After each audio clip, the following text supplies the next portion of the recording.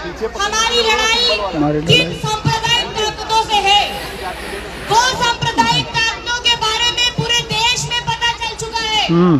वो सांप्रदायिक ताकतें कौन है? वो भारतीय जनता पार्टी है। जी बिल्कुल। 2024 के लोकसभा चुनाव में महाराष्ट्र से लेकर उत्तर प्रदेश तक इनकी कमर तोड़ने का काम हम सारे लोगों ने, इंडिया अलायंस के लोगों ने किया। बिल्कुल। अब बारी है महाविकास आघाड़ी की। महाराष्ट्र में आपके आम चुनाव चल रहे हैं विधानसभा के। सभी जगह के लोग, पूरे देश के लोग ये देख रहे हैं कि महाराष्ट्र में क्या होने जा रहा है, क्योंकि महाराष्ट्र का चुनाव नरेंद्र मोदी की जो 2 पैसा की है उसको छीनने का काम करेगा। बिल्कुल। उसकी पैसा की, नरेंद्र मोदी की पैसा की को छीनना चाहते हो कि नहीं चाहते हो? भाजपा को हराना चाहते हो कि नहीं चाहते हो? हमारे सामने, मैं पूरे देश की बात नहीं करूंगी, हमारे लिए अणुशक्ति नगर बहुत महत्वपूर्ण है, क्योंकि अणुशक्ति नगर से आपका बेटा, आपका भाई फहद अहमद लड़ रहा है। आप सारे लोग फहद अहमद को जानते हैं, लेकिन मैं फिर भी कुछ बातें फहद के बारे में आपको बताना चाहती हूँ। फहद एक वो नौजवान है जिसने बहुत कम उम्र से संघर्ष करके, गांव से निकल करके छात्रवृत्ति के दम पर अपनी पढ़ाई की। फहद वो शख्स है जिसके बाप ना आमदार है, ना खासदार है, ना नगर सेवक है।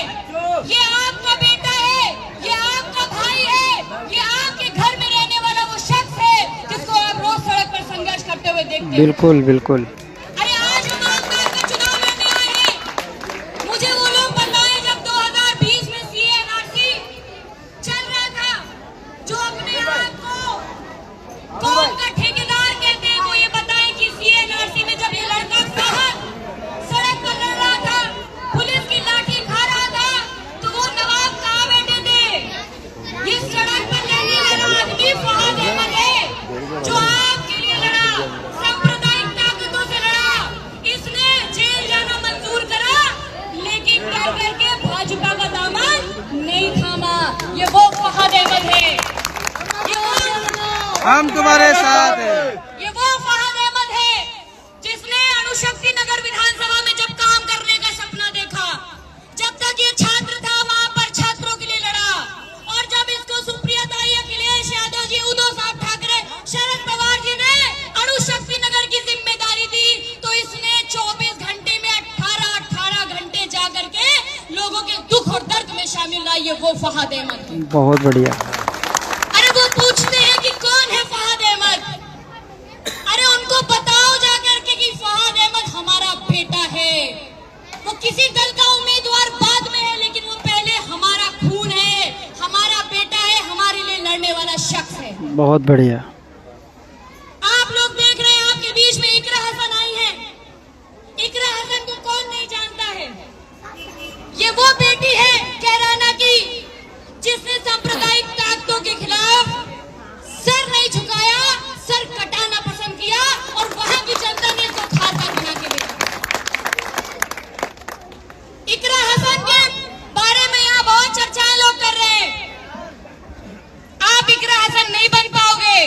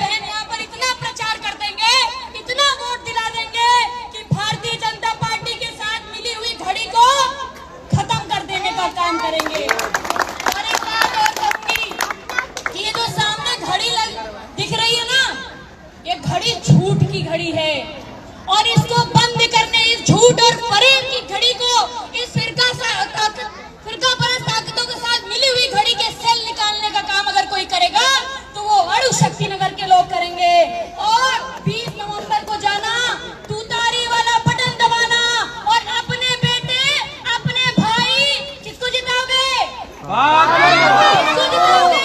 आपका चुनाव चिन्ह क्या है? 2 नंबर। आपका चुनाव चिन्ह क्या है? तुतारी। आवाज नहीं आ रही। तुतारी तुतारी तुतारी तुतारी तुतारी वाला बटन दबा करके तुतारी निकालने का काम करना।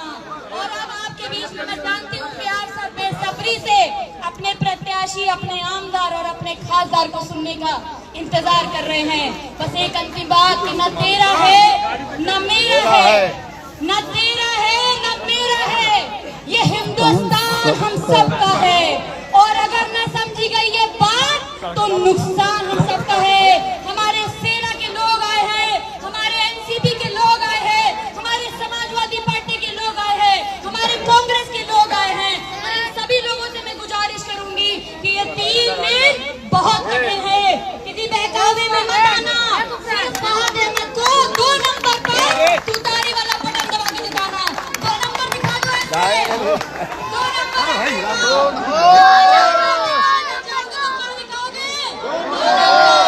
कैसा वाला 2 नंबर? ये वाला 2 नंबर। तो मैं चाहूंगी कि हम आपके आमदार सचिन जी आपके बीच में रहते हैं, वो आपकी बातों पर, आपके मुद्दों पर प्रकाश डालें। हमारे भाई सचिन जी। उद्धव साहब आगे बढ़ो, हम तुम्हारे साथ हैं। उद्धव साहब आगे बढ़ो, हम तुम्हारे साथ हैं। इतने लंबे से आइए, मैं उनका स्वागत करना चाहता हूँ, तालियों के साथ उनका स्वागत करें। विजय जी, आपने बहुत अच्छी बात कही और ये बात हम लोगों को इतनी जायज है क्योंकि मुंबई में और महाराष्ट्र में यहाँ विकास के मुद्दे नहीं होते। यहाँ पे कोई बाजू के राज्य के 2 लोग आते हैं और मुंबई में जो सांप्रदायिक दृष्टिकोण से और समविचार के लोग जो रहते हैं उसमें खटास निर्माण करने का काम वो लोग करते हैं। इसी तरह से लोकसभा के चुनाव में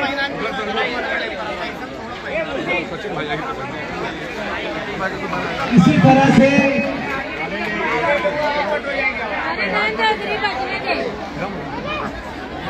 तरह से लोकसभा के चुनाव में ये आए थे।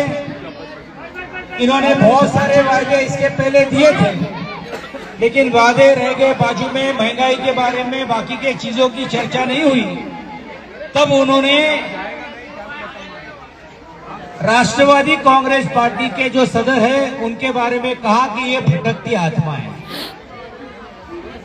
हमारे नेता शिवसेना प्रमुख आदरणीय उद्धव बाला साहब ठाकरे जी को कहा ये तो नकली संतान है। लेकिन महाराष्ट्र की जनता ने दिखा दिया असली कौन है और नकली कौन है। समविचार के लोगों ने ये ताकत एक साथ कर अब की बार 400 पार का जो नारा था, अगर सही मानने से रोकने का काम यूपी के बाद अगर किसी ने किया होगा तो महाराष्ट्र ने किया है। ये मैं आपको बताता हूं। वाह भाई वाह। बहन, आपका और हमारा नाता कोई अलग नाता नहीं है, क्योंकि मुंबई में आपके गांव के, आपके शहर के, आपके राज्य के कितने सारे लोग मुंबई में आके बसे हैं। अब ये आपके हमारे रहे हैं और मुंबई की इस पावन भूमि ने, महाराष्ट्र के इस पावन भूमि ने इनको सिर्फ रोजगार नहीं दिया, लेकिन अपनापन महसूस कर आज भी फिरका परस्त ताकतों को रोकने के लिए हम लोग सब साथ में आने का काम हम लोगों ने लगातार करने की भूमिका ली है। और इसलिए आपने देखा होगा कि आदरणीय उद्धव बाला साहब ठाकरे जी ने कोविड में कुटुंब प्रमुख के नाते से काम करने का काम किया। कौन जाति का है, कौन धर्म का है, कौन विचारों का है, ये देखा नहीं। उन्होंने आपकी सेवा देने का काम करने का काम किया। जब उनका ऑपरेशन हुआ, उनकी हालातें ठीक नहीं थी, उनके पीठ पे खंजीर डालकर उनको नीचे खींचने का काम जिन पाप लोगों ने किया, उनको सबक दिखाने का वक्त आ गया है। और इसलिए हम लोग सब लोगों को साथ में रहकर इस महाविकास आघाड़ी को लेके जाने का काम करें। बिल्कुल। आज भी मोदी जी आते हैं, अमित शाह जी आते हैं, वो महंगाई के बारे में नहीं कहते, वो उन्होंने जुमला दिया था जो 15 लाख का, उसके बारे में नहीं कहते। 2014 में कितने की बात की थी? 15 लाख की। अब वो कहते हैं कि 15 लाख भूल जाइए, सिर्फ 1500 में मांडोली कर लीजिए। और वो हमारे लोकसभा के बाद हमारे बहनों को लाड़की बहन कहते हैं। एक बाजू में सुरक्षा तक की बात नहीं करते, सिर्फ 1500 देकर लोगों को लालच देने का काम करने की कोशिश जब की जाती है, ये लोग महंगाई के बारे में बोलने के लिए तैयार नहीं है, कायदा सुव्यवस्था के बारे में बोलने के लिए तैयार नहीं है। ये आकर एक ही नारा, एक ही नैरेटिव देते हैं। अब नया नारा देने का काम उन्होंने कहा कि एक है तो सेफ है, और दूसरा नारा दे रहे हैं बटेंगे तो कटेंगे। बहन, आपके यहाँ के मुख्यमंत्री यहाँ आकर कह रहे हैं बटेंगे तो कटेंगे, पर उनको आप हमारे तरफ से जाकर बोल दीजिए कि हम डटेंगे और जीतेंगे।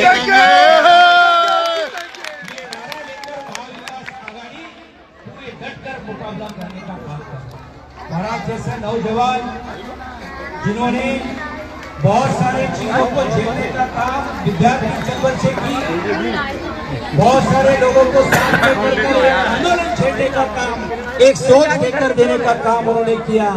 मैं उनको यकीन दिलाना चाहता हूं कि उद्धव बाला साहब ठाकरे और आदित्य लड़ाई और इस जंग को जो कामयाब करने के लिए आपने जो कदम उठाया, उसको साथ देने का काम हम लोग सब लोग मिलकर करेंगे। मैं, मेरे साथ हमारे शाखा प्रमुख, हमारे यहाँ के स्थानिक नगर सेवक मुसीन जी भी मेरे साथ आए हैं, और निमेश भोसले जी भी, सब लोग साथ में आए। हम लोग सब लोग मिलकर इस आवाज को इस गली से लेकर पूरे तालुका में लेकर जाकर इस नारा को मुकाम करने का काम हम लोग सब लोग मिलकर करें, ऐसी मैं अपील करता हूं और अपनी बात खत्म करता हूं। धन्यवाद। जय हिंद, जय भारत। इकरा हुसैन को पहनाना चाहिए था, उसके गले में हार ही नहीं है। हार नहीं चाहिए, बिना उसको हार नहीं चाहिए, भोजन पड़ेगा।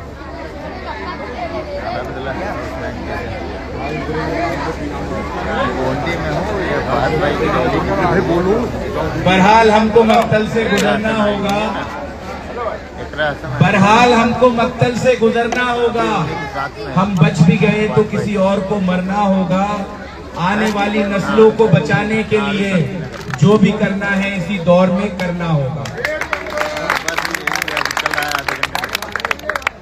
मेरी छोटी बहन, इस देश की सबसे लाडली, सबसे चहेती सांसद, मजलूमों, गरीबों और मुसलमानों की सबसे बड़ी आवाज, दलितों, पिछड़ों और हिंदुओं के लिए भी लड़ने वाली ऐसी मेरी बहन सांसद इकरा हसन जी, शिवसेना के सबसे डैशिंग आमदार सचिन भाऊ जी, शाखा प्रमुख, शिवसेना शाखा प्रमुख जी, यहाँ के स्थानीय नगर सेवक मुहसिन भाई, निमेश भोसले जी, और लखनऊ से चल के आई मेरी दूसरी बहन पूजा शुक्ला जी। मैं बहुत ज्यादा लंबा भाषण नहीं दूंगा क्योंकि मुझे पता है आज अपने उम्मीदवार से ज्यादा आप इकरा को सुनना चाहते हैं। मैं सिर्फ 3 बातें आपके बीच में करना चाहता हूं। पहली बात कि मैं कोई वादा नहीं, एक सपना लेके आया हूं। आपा, मेरा सपना यह है कि जिस परेशानियों में मैंने और आपने जिंदगी बिताई, हमारे बच्चे उस परेशानियों में जिंदगी ना बिताएं। मेरा ये वादा है कि अगर इनके लिए लाइब्रेरी मैंने खोल दी, अगर इनके लिए अच्छे स्कूल मैंने बनवा दिए, अगर मैंने एक अच्छा हॉस्पिटल बना दिया, अगर मैंने स्किल सेंटर बना दिया, तो आप यकीन रखिए कि चाहे वो ड्रग्स की प्रॉब्लम हो, चाहे वो क्राइम की प्रॉब्लम हो, इन सब को हम किसी ना किसी लेवल पर सॉल्व करने में सक्सेसफुल रहेंगे और कामयाब रहेंगे। मैं ये चाहता हूं कि अगर कोई मेरी बहनों के बुरखे के बारे में सवाल करे तो वहां पर फहद जाके खड़ा हो जाए और वो कहे कि जब हम आपसे पहनने और खाने के पूछे पे सवाल नहीं कर सकते तो मेरी बहनों के बुरखों पे सवाल करने वाला कोई माइका लाल पैदा नहीं। मैं ये चाहता हूं कि अगर मुझे मौका मिला तो हमारे इलाके में किसी ने भी अगर हिंदू और मुसलमान को बांटने की कोशिश की तो फहद उस चौराहे पे जाके बैठ देगा और कहेगा कि कौन सा दूध पिया है, जरा आके इलाके में हमारे दिखाओ और हम तुमसे भी निपटना जानते हैं। हम मोहब्बत करने वाले लोग हैं, हम मोहब्बत बांटने वाले लोग हैं, लेकिन आपने मजाक बना दिया है। आप हमसे सवाल पूछते हैं कि हम हिंदुस्तानी हैं या नहीं। जवाब दे देना जाके कि इतिहास पढ़ो 1857 का, जब दिल्ली से लेकर अमृतसर पर एक एक पेड़ पे हमारे आलिमों का जो है सर कलम करके वहां काट के जो है लगा दिया गया था। जवाब दो इनको कि जब तुम्हारे बाप अंग्रेजों के तलवे चाटा करते थे तब हमारा बाप इंकलाब जिंदाबाद का नारा लगा के फांसी के तख्त चूमता था। 1 नंबर। और ये बात हिंदू और मुसलमानों की नहीं है, ये याद रखना।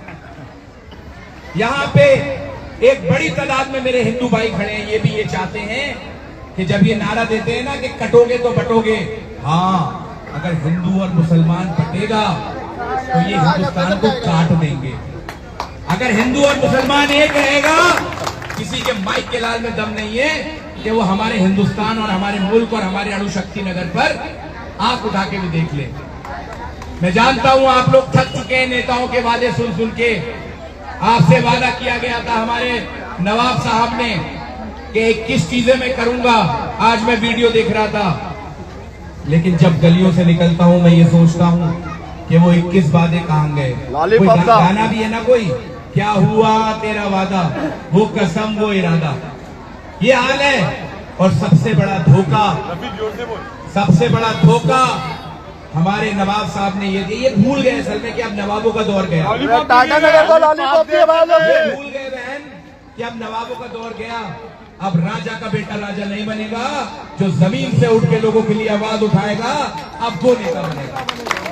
अणुशक्ति नगर, चाचा अणुशक्ति नगर कोई झुंझुना है क्या? भाई मेरी भी बेटी है, अगर मैं उसको कुछ देना चाहता हूं तो मैं खिलौने दूंगा। अणुशक्ति नगर कोई झुंझुना है क्या? बाप ने उठा के अपनी बेटी को दे दिया। अगर देना था तो किसी कार्यकर्ता को दे देते। क्या एनसीपी में कोई कार्यकर्ता नहीं था? अब तो खैर वो नकली एनसीपी में है।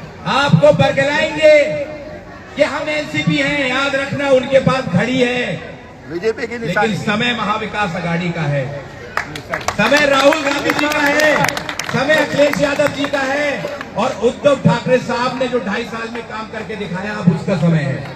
बहुत वक्त नहीं बचा है चुनाव में। चले जाइए घर घर और गली गली और बोल देना कि जो घड़ी की जो चाबी भर रहा है वो कमल वाले घड़ी की चाबी भर रहे हैं। चाबी वाली भी घड़ी आती थी ना, जो घड़ी की चाबी भरने वाले लोग हैं वो दिल्ली में बैठे अमित शाह और नरेंद्र मोदी हैं। याद रखना, इन्होंने हमारे देश को कमजोर किया है अपने झूठे वादों से। घड़ी के बहकावे में मत आना, क्योंकि इनका गलत समय चल रहा है, समय अब आप लोगों का चलेगा। आखिर में सिर्फ एक बात कहूंगा कि ये जो कम उम्र में मुझ पर भरोसा किया गया है ना, उसका एक ही कारण है कि मैं राजनीति मेरा शौक है, लोगों में आना जाना मुझे पसंद है। मुझसे मिलने के लिए पहले आपको मेरे बेटे के पास नहीं आना पड़ेगा, मेरे भाई के पास आना नहीं पड़ेगा, मेरी बेटी के पास नहीं आना पड़ेगा। आपका बेटा आपके बीच में जब चाहो ये चौराहे पे, केला मार्केट में या यहाँ पे कभी भी कुर्सी डाल के बैठ जाऊंगा, और कुर्सी नहीं होगी तो जमीन पे बैठ जाऊंगा। कोई जरूरत नहीं है मुझे दिखावे की। मैं जानता हूं कि अल्लाह ने अगर मेरी मदद की है, अल्लाह ने मुझे नवाजा है, तो इसलिए नवाजा है कि आप लोगों का दुख और दर्द मैं समझता हूं। और क्यों समझता हूं? क्योंकि मैं ऐसे ही इलाकों से आता हूं। मेरे बाप ने मुझे पढ़ा लिखा के यहाँ, मेरे पिताजी ने, मेरे अब्बू ने यहाँ तक पहुंचाया है। आप लोगों से बस यही विनती है, 20 तारीख को घर घर जाइए और बोलिए कि अब नवाबों का नहीं, अब हमारे बेटों का दौर आएगा। अब नवाबों को कुरला भेज दीजिए। आपको पता है आपा अपने यहाँ पे स्कूल नहीं बनाया, पता है कहाँ बनाया? कुरला में। और आप अपनी बेटी को जब लेके जाओगी तो इतना लंबा पर्चा थमा देंगे कि 2 लाख रुपए फीस है। तो कैसे लोगों को हमें हक है अपना वोट देने का? आप फैसला कर लीजिए, दुआ कीजिए अल्लाह से कि अल्लाह जो हक पे है, जो गलत को गलत कह सके, जो असेंबली में हमारे इदारों के खिलाफ, हमारे जमीनों को हड़पने के खिलाफ, हमारी मस्जिदों पर बोलने वाले लोगों के खिलाफ आंखों में आग डालकर बात कर सकता है, अल्लाह तू उसकी मदद कर दे। आखिर में बस इतना कहूंगा कि मैं लोगों से मुलाकातों के लम्हे याद रखता हूं, मैं लोगों से मुलाकातों के लम्हे याद रखता हूं। ये जो आई कांटेक्ट है ना आपा, ये भूलूंगा नहीं, आज से 5 साल बाद भी, कि मैं लोगों से मुलाकातों के लम्हे याद रखता हूं। मैं बातें भूल भी जाऊं तो लहजे याद रखता हूं। और चाचा, सारे महफिल जो निगाहें मुझ पे पड़ती हैं, निगाहों के हवाले से वो चेहरे याद रखता हूं। और जरा हट के चलता हूं जमाने की रिवायत से कि जिन पे बोझ में डालूं वो कांधे याद रखता हूं। ये जो आज मैं अपने चुनाव का बोझ, क्योंकि मुझे पूरी अणुशक्ति नगर विधानसभा में जाना है, इसलिए आज ये बोझ आपके कांधों पे डाल के जा रहा हूं कि 20 तारीख को क्या नंबर का बटन, 2 नंबर का बटन, 2 नंबर का बटन दबा के अपने भाई की मदद कर देना। और ये बोझ जो डाला है उसका कर्ज हर एक सेकंड आने वाले 5 सालों में जो है मैं चुकाऊंगा। बहुत बहुत शुक्रिया, खुदा हाफिज। हम तुम्हारे साथ हैं, हम तुम्हारे साथ हैं। मैं चाहूंगी कि सब लोग बहुत शांति से अपनी बातें बाद में, पहले इकरा बहन को सुन लो, इनको और भी जगह बात करने जाना है। मैं इकरा बहन से दरख्वास्त करूंगी कि वो अपनी बात आप सबके बीच में, टाटा नगर के लोगों के बीच में रखें। अणुशक्ति नगर के टाटा नगर में यहाँ पर उपस्थित मेरे सभी बड़े बुजुर्ग भाई और मेरी माएँ बहनें, आप सभी को अस्सलाम वालेकुम, नमस्कार। आज पहले मैं आप सभी का दिल की गहराइयों से शुक्रिया अदा करना चाहती हूँ कि आप इस प्रचार में हमें सुनने के लिए हमारे बीच आए। आपका बहुत बहुत शुक्रिया। और ये जो चुनाव है आपका, आप जानते हैं उसी मकसद के लिए हम आपके बीच में आए हैं, क्योंकि ये चुनाव सिर्फ महाराष्ट्र का चुनाव नहीं है, ये चुनाव पूरे देश का चुनाव है और इस चुनाव पे पूरे देश की नजर है।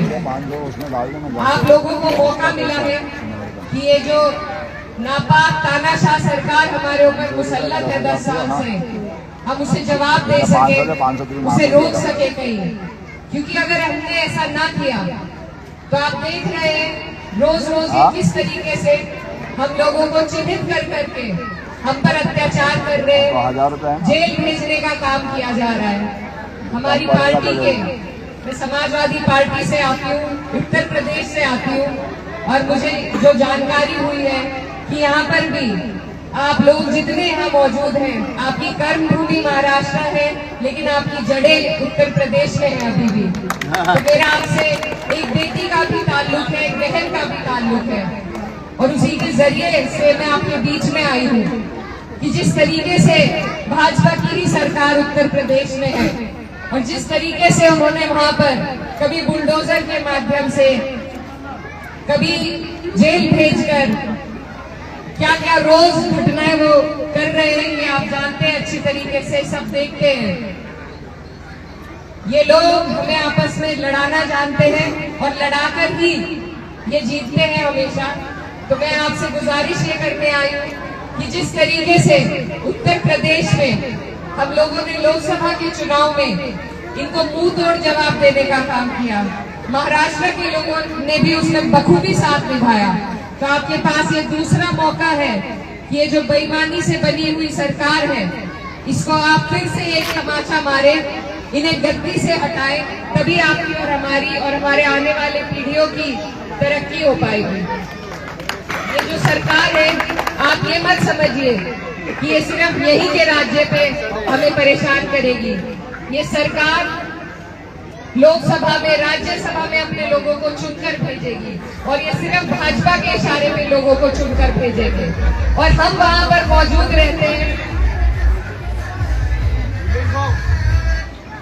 कुछ हमारे ही लोग इनके बरगलाई में आकर इनके साथ चुनाव लड़ रहे हैं, लेकिन जब वहां पर वक्फ बिल के लिए आवाज उठती है तो अजीत पवार के गुट के जो एनसीपी के एमपी हैं, वो सारे के सारे उठकर उसका समर्थन करते हैं। ये हमारी जमीनें छीनने के लिए हमारा भाजपा का समर्थन करते हैं। एकनाथ शिंदे के जो एमपी हैं, वो उठकर वक्फ बिल के समर्थन में खड़े होते हैं और वो ही लोग फिर आपके बीच में आकर वोट मांगने का काम कर रहे हैं, तो मुझे आप लोगों से यही उम्मीद है कि आप लोग उन्हें करारा जवाब देकर यहाँ से नकार कर भेजेंगे। क्योंकि अगर हमने नहीं किया ऐसा तो हमारे बच्चे और जो भाई पूरे मुल्क में जितने भी लोग आपकी तरफ देख रहे हैं उन्हें क्या जवाब देंगे हम। वक्त की अगर लड़ाई लड़ने का आपको मौका मिलेगा तो इससे अच्छा मौका नहीं मिलेगा। ये जो लोग भाजपा के साथ मिलकर यहाँ पर आकर अब आप लोगों को बहलाने की फुसलाने की बातें कर रहे हैं, आपको ये याद रखना है कि आज सवाल आपके वजूद का है, आपके आने वाले मुस्तकबिल का है। और अगर हम सिर्फ कुछ लालची लोगों की बातों में आकर भाजपा का समर्थन करते हैं तो कल को हम अपने बच्चों को मुंह दिखाने लायक नहीं रहेंगे।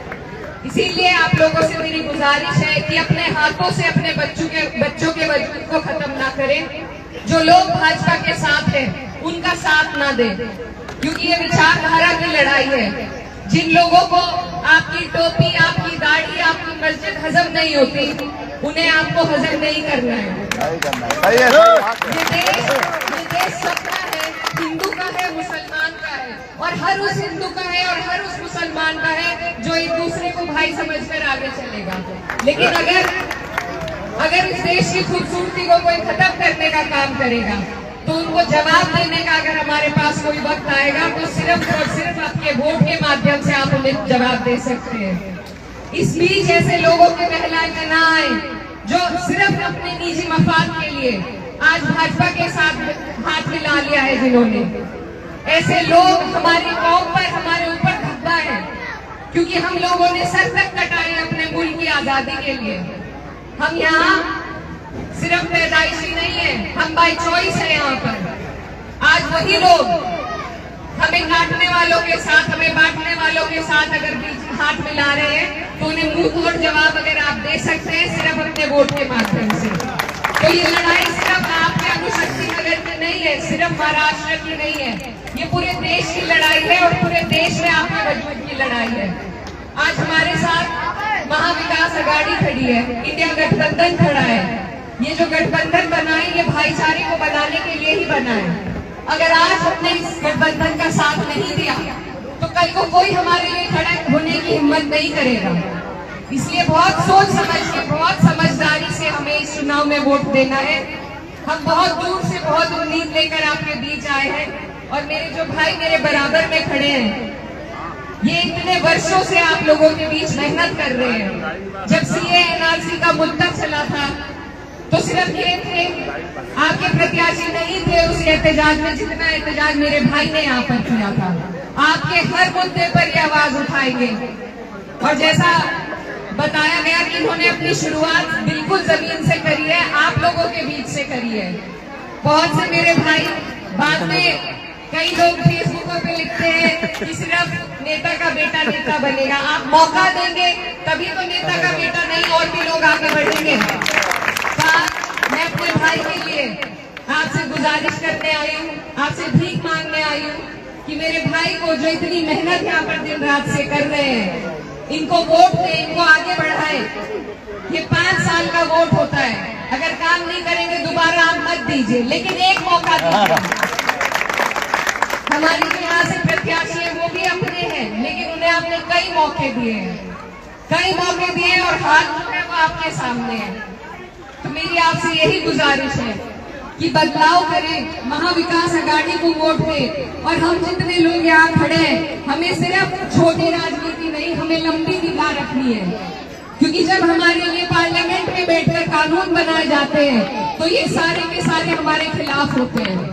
अगर इन्हें रोकना है, इन नाजायज कानूनों को अगर रोकना है तो आपके हाथ में आज वो ताकत है। इस ताकत को समझिए, अपनी एकजुटता की ताकत को समझिए।